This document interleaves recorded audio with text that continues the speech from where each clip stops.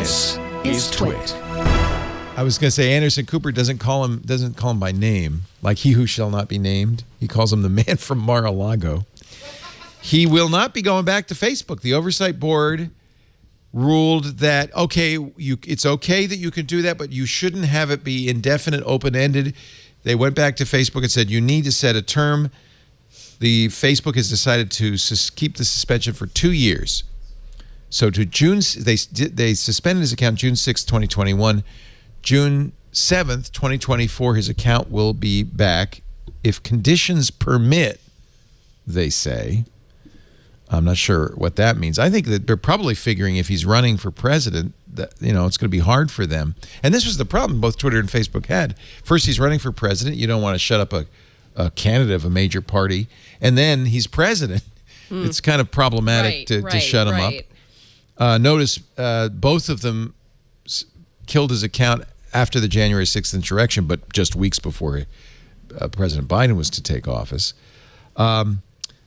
So Facebook has announced suspension will tentatively be revoked January 7th, 2024, 2 years. At the end of this period, they say we will look to experts.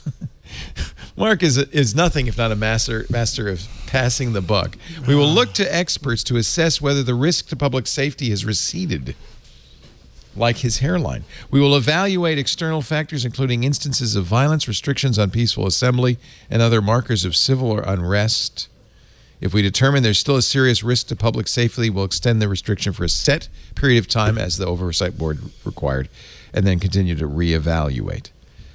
Right decision? Yes, I think seems like it. Anyone. I don't care if you're the president. I don't care if you're the grand emperor of the universe. If you're on a social media site and you're just spouting off things that puts people in danger or is just flatly incorrect, especially when you have a very large audience, then maybe you don't get to be there. And also Facebook, we don't get to be there. We're not the arbitrator of truth. They've been kicking people off their site for years, for just random weird things. They've been kicking people off their sites for using aliases, people who, domestic abuse victims. I mean, every time Facebook says we're not the arbitrator of truth, of course they are. I want to kick Mark Zuckerberg in his lily white shins. They also did something related, which seems very sensible, which is previously they said that politicians had this newsworthiness exception, which let them say things they couldn't have said if they weren't politicians.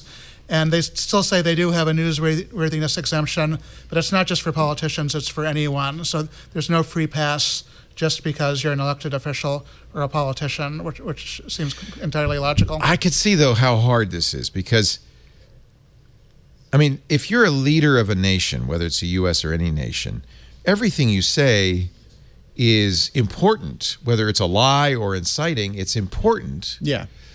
But I can also understand you wouldn't want to be the platform for speech that's dangerous to other people. What's crazy is that as the president of the United States, you have a platform. It's called the press department. Yeah. It's called you might even have your own blog. Yeah, you might have your own blog. A podium you have, that you get to stand you have at. access to like every network in the world.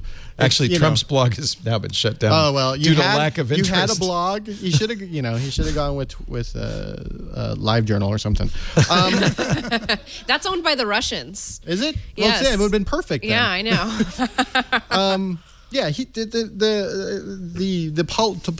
politicians who are whining about, no one, we're being wrongly criticized or the social networks are coming after us. First of all, if you look at the top Facebook posts every day, it's almost always some sort of right-wing something, conservative something. But, that's fine. But that doesn't mean, just because they're blocking you or kicking you off, you still have a press department. You can still call a press. What if you're not, though? What if you're the former president?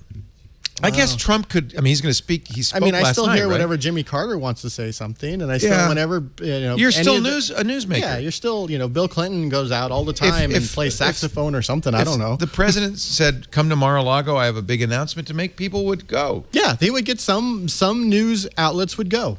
And he has. I think all of them would go. And I think he has news outlets that are essentially in his pocket that would be more than happy to go and cover it. That's right, Tucker Carlson. Yeah, and the people who want to hear it will be able to hear it. Yeah. OWN, OANN. Is it Those owned? weird. They look like dubious. They look dubious. Well, but you have platforms, and you just don't have this one platform anymore, or these two platforms anymore. Right. And that's playing with fire. I guess my math is bad, but so is Facebook's. They said 2 years, but it's to 2024. Or is it 2023? I thought it was 2024. I thought it was 2023 because if it's okay. Because because the election is in 2020. If at that point he's running for president, then that's kind of a big deal. That's right. The election's in 2024. Oh my God, he can run for president again? Of course he can. So can you. You can run. Well, no, you're too young. No, wait. No, well, I don't want to dox. No, I just. You're now No, of legal age. I've been eligible for a few years. Okay. Thank you.